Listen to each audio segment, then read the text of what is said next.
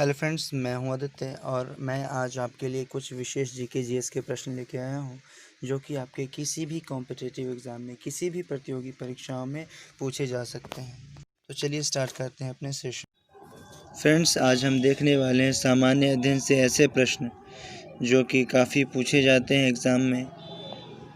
और फ्रेंड्स, मेरा दावा है कि अगर आपने इस वीडियो को कंप्लीट देख लिया तो आपके इससे कम से कम 2-3 प्रश्न तो आपके एग्ज़ाम में जो इस वीडियो में बतलाए गए हैं उससे आने ही आने हैं। पर एक रिक्वेस्ट है कि इस वीडियो को कंप्लीट देखें। तो चलिए हम स्टार्ट करते हैं अपने सेशन को।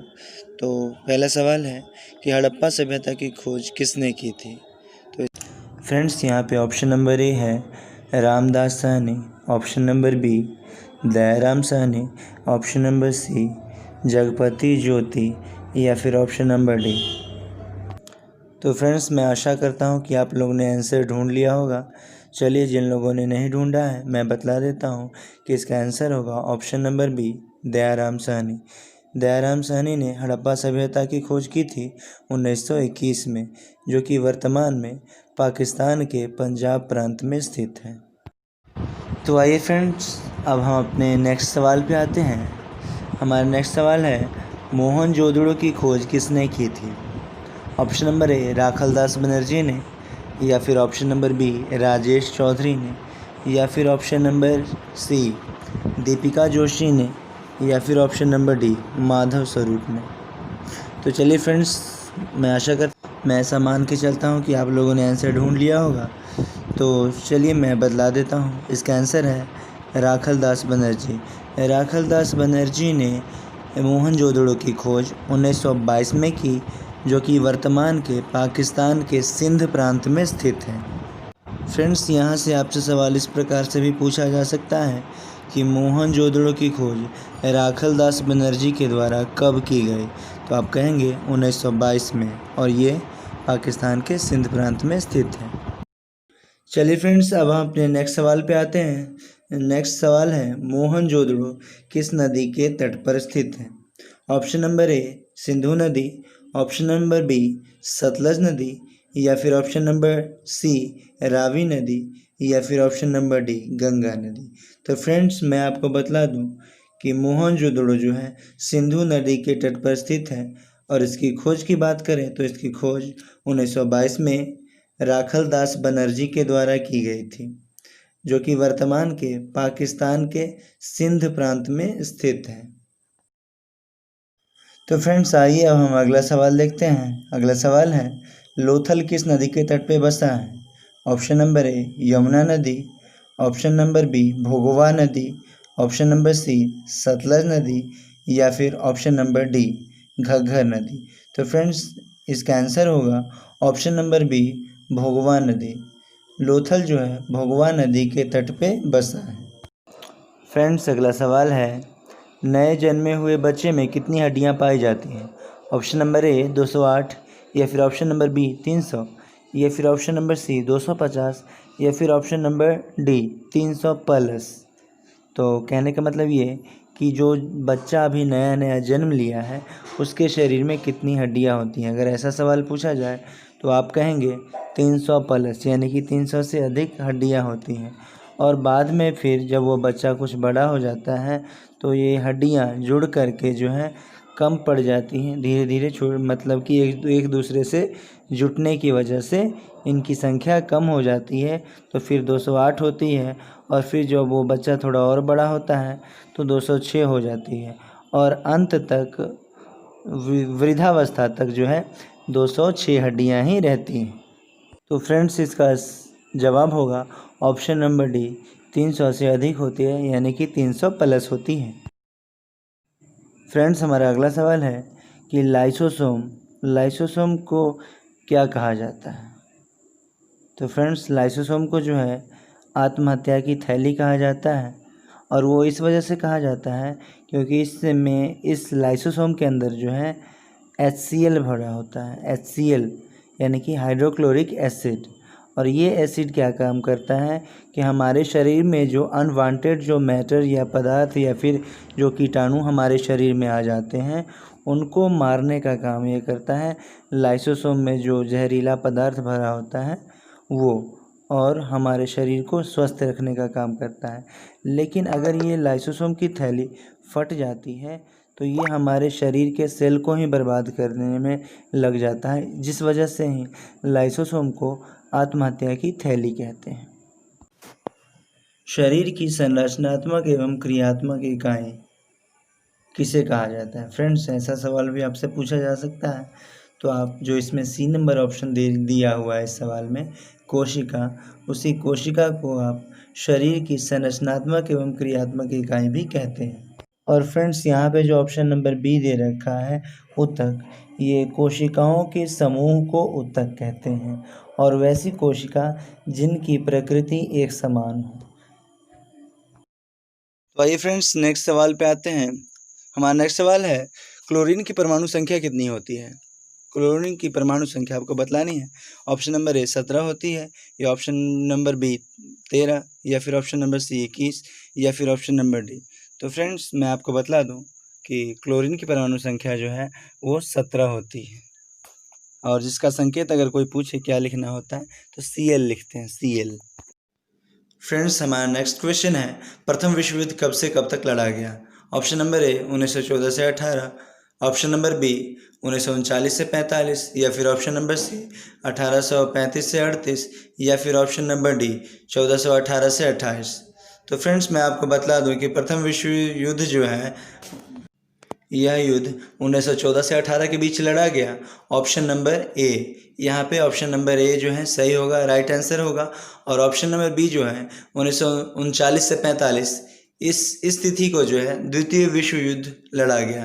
तो फ्रेंड्स, मैं आपको बतला दूं कि विश्व युद्ध किन किन देशों के मध्य लड़ा गया। अगर ऐसा सवाल पूछा जाए तो इसमें एक ही देश, एक या दो देश शामिल नहीं है, ये कई देशों के मध्य लड़ा गया था, जैसे कि यूरोप, एशिया, अफ्रीका और मध्य एशिया, ये सारे देशों के बीच जो है ये विश्व युद्ध लड़ा गया। और ये विश्व युद्ध इस वजह से कहा जाता है क्योंकि इस युद्ध में बहुत सारी जान माल की क्षति हुई थी, बहुत ज़्यादा संख्या में जो है लोग मारे गए थे, सिपाही मारे गए थे। और यह युद्ध जो है 3 से 4 जो माध्यम होते हैं, कहने का मतलब जल, स्थल और वायु, जो भी माध्यम है हमारा, इन तीनों माध्यम से हो करके लड़ा गया। यानी कि जल में भी लड़ा गया, समुद्र के रास्ते होते हुए। स्थल की बात करें तो स्थल पे भी लड़ा गया, और जो बात करते हैं ये वायु की, तो वायु में जो आप देखते होंगे कि रॉकेट या विमानों के द्वारा जो होता है, ड्रोन के द्वारा जो लड़ाई होती है, वो इस तरह से भी जो है लड़ाई, कई तरीक़ों से लड़ाई लड़ी गई, और इसमें अधिक संख्या में जो है। तो फ्रेंड्स, यहाँ से आपको 2 सवाल याद रखने हैं कि प्रथम विश्व युद्ध पूछे कब लड़ा गया तो 1914 से 18, और अगर द्वितीय विश्व युद्ध पूछे तो 1939 से 45 के मध्य लड़ा गया। ठीक है, आइए अब हम नेक्स्ट सवाल पे आते हैं। तो फ्रेंड्स, हमारा अगला सवाल है, माता पिता के गुण बच्चों में किस वजह से होते हैं? ऑप्शन नंबर ए DNA की वजह से, या फिर ऑप्शन नंबर बी RNA की वजह से, या फिर ऑप्शन नंबर सी NNA की वजह से, या फिर ऑप्शन नंबर डी इन तीनों की वजह से, यानी कि ऑल ऑफ दीज। तो फ्रेंड्स, मैं आपको बतला दूं कि इस सवाल का जवाब होगा ऑप्शन नंबर ए DNA की वजह से जो है माता पिता के गुण जो है बच्चों में जाते हैं। DNA क्या होता है? फ्रेंड्स, मैं आपको बतला दूं कि DNA जो है एक काफ़ी मेन इम्पोर्टेंट पार्ट होता है, जो कि अगर आप किसी के बच्चे हो, कहने का मतलब आपके जो पिता होंगे, आपके पिता के सारे लक्षण, या फिर आपकी जो माता होंगी उनके सारे लक्षण या गुण या प्रॉपर्टी जो कहें आप, तो वो सारी प्रॉपर्टी जो है आपके माता पिता के सारे गुण जो हैं आप में दिखेंगे। लगभग गुण जो है, सॉरी मैं ये गलत कह दिया, लगभग नहीं फ्रेंड्स, आप मान के चलिए कि 90 से 95% जो सारी प्रॉपर्टी होगी वो सारी आपके माता पिता के जो होंगे वही आपकी भी होंगी। अगर माता पिता आपके माता पिता की कुछ आदतें होंगी जो गुड होंगी या बैड होंगी, यानी कि अच्छी या बुरी आदतें, वो हो सकता है फ्रेंड्स वो आपको भी होंगे।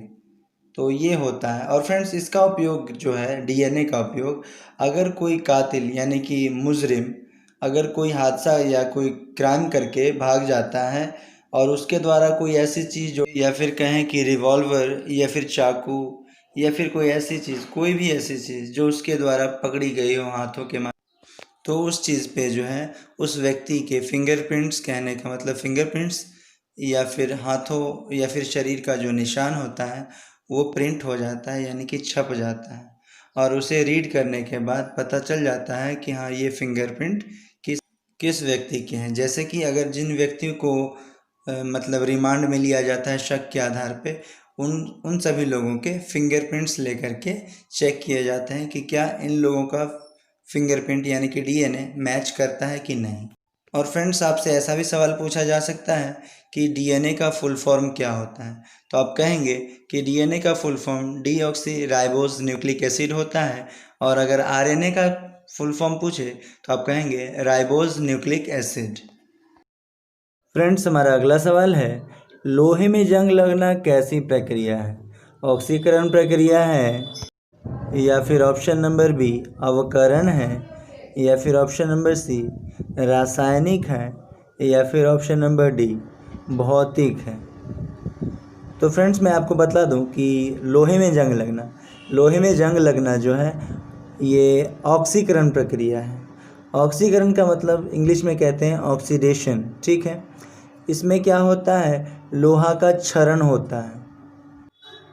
लेकिन फ्रेंड्स, अगर आपसे ऐसा पूछ दे कि लोहे में जंग लगने से उसके वज़न पे क्या प्रभाव पड़ता है, तो आप कहेंगे कि उसका वज़न बढ़ जाता है।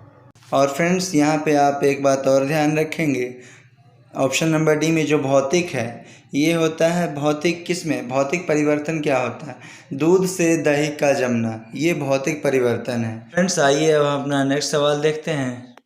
तो हमारा नेक्स्ट सवाल है, दूध की शुद्धता किससे मापी जाती है? ऑप्शन नंबर ए बैरोमीटर से, या फिर ऑप्शन नंबर बी लैक्टोमीटर से, या फिर ऑप्शन नंबर सी एनीमोमीटर से, या फिर ऑप्शन नंबर डी वोल्टमीटर से। तो फ्रेंड्स, मैं आपको बता दूं कि दूध की शुद्धता लैक्टोमीटर से मापी जाती है। और फ्रेंड्स, ये जो ऑप्शन नंबर ए में है बैरोमीटर, इस बैरोमीटर से हवा का दाब मापा जाता है कि हवा का कितना दबाव। और यहाँ पे जो एनीमोमीटर है, इस एनीमोमीटर से जो है हवा की गति मापी जाती है कि वर्तमान समय में जहाँ आप रह रहे हैं वहाँ के हवा की गति क्या है। और एक बात करें कि ये जो एनीमोमीटर है इसे पवन वेग मापी भी कहते हैं। और इस एनीमोमीटर का जो है शब्द का उत्पत्ति की बात करें तो इस शब्द की उत्पत्ति एनीमोस से हुई है, जिसका अर्थ होता है पवन। फ्रेंड्स, यहाँ ऑप्शन नंबर डी में जो वोल्टमीटर दे रखा है, वोल्टमीटर जो है दो बिंदुओं के बीच विभव को मापने में काम आता है। तो आप सीधे सीधे यह कह सकते हैं कि विभवांतर किससे मापा जाता है, तो वोल्टमीटर से। और वोल्टमीटर आमीटर की तरह ही काम करता है, जिस तरह से कि इस वजह से ही आप कह सकते हैं कि वोल्टमीटर से ही वोल्टेज को भी मापा जा सकता है। फ्रेंड्स, एक बात मैं कहना भूल गया कि ये वोल्टमीटर से ही आप विद्युत धारा और प्रतिरोध दोनों को माप सकते हैं। आइए फ्रेंड्स, अब हम नेक्स्ट सवाल पे आते हैं। हमारा नेक्स्ट सवाल है, मानव के शरीर में क्रोमोसोम की संख्या कितनी होती है? तो फ्रेंड्स, अगर ऐसा सवाल पूछा जाए कि मानव के शरीर में कितने क्रोमोसोम की संख्या होती है, तो चलिए इसका आंसर ढूंढते हैं। ऑप्शन नंबर ए 28 होगा, या फिर ऑप्शन नंबर बी 24, या फिर ऑप्शन नंबर सी 31, या फिर ऑप्शन नंबर डी 4। तो फ्रेंड्स, मैं आपको एक बात बतला दूं कि मानव के शरीर में क्रोमोसोम की संख्या अगर पूछे तो वो कहेंगे कि 23 जोड़े क्रोमोसोम होते हैं। फ्रेंड्स, ऑप्शन नंबर डी जो 4 लिखा हुआ है, ये 4 है दांतों के प्रकार। अगर आपसे पूछा जाएगा कि मनुष्य के माउथ में यानी कि मुंह में कितने प्रकार के दांत पाए जाते हैं, तो आप कहेंगे कि 4 प्रकार के दांत पाए जाते हैं और उनके नाम हैं। तो फ्रेंड्स, मैं आपको दांतों के प्रकार बतला रहा था। तो दांतों के प्रकार जो हैं, 4 प्रकार के दांत पाए जाते हैं हमारे माउथ में यानी कि मुंह में। वो हैं रदनक, चवर्नक, अग्रचवर्नक और कृदंत। फिर से याद कीजिए, रदनक, चवर्नक, अग्रचवर्नक और कृदंत। और फ्रेंड, बात रही इस सवाल के जवाब की, तो इसमें जो टोटल ऑप्शन दिए गए हैं वो इस सवाल के अकॉर्डिंग गलत है। इन सभी में से कोई इस सवाल का जवाब नहीं होगा। मैंने बतलाया है 23 जोड़ा, तो आप ये रखेंगे याद कि 23 जोड़े गुणसूत्र पाए जाते हैं। तो फ्रेंड्स, हमारा अगला सवाल है, हमारे तिरंगे झंडे में जो चक्र है उसमें कितनी तीलियां होती हैं या फिर हैं? तो ऑप्शन नंबर ए 24 तीली, या फिर ऑप्शन नंबर बी 18 तीली, या फिर ऑप्शन नंबर सी 30 तीली, या फिर ऑप्शन नंबर डी 21 तीली। तो फ्रेंड्स, मैं आपको बतला दूं कि इसका आंसर होगा ऑप्शन नंबर ए 24 तीली। 24 तीली जो है तिरंगे झंडे के चक्र में होता है। और फ्रेंड्स, मैं एक बात और आपको बतला दूं, शायद आपने इससे पहले नहीं सुना होगा कि 24 जो तीलियां होती हैं, उन 24 तीलियों का अलग अलग अपना एक मतलब होता है। फ्रेंड्स, मिलते हैं अगले वीडियो में इसी तरह के मज़ेदार प्रश्नों के साथ। अगर आपको ये वीडियो पसंद आया हो तो प्लीज़ लाइक और सब्सक्राइब करना ना भूलें और अपने दोस्तों के बीच शेयर ज़रूर करें।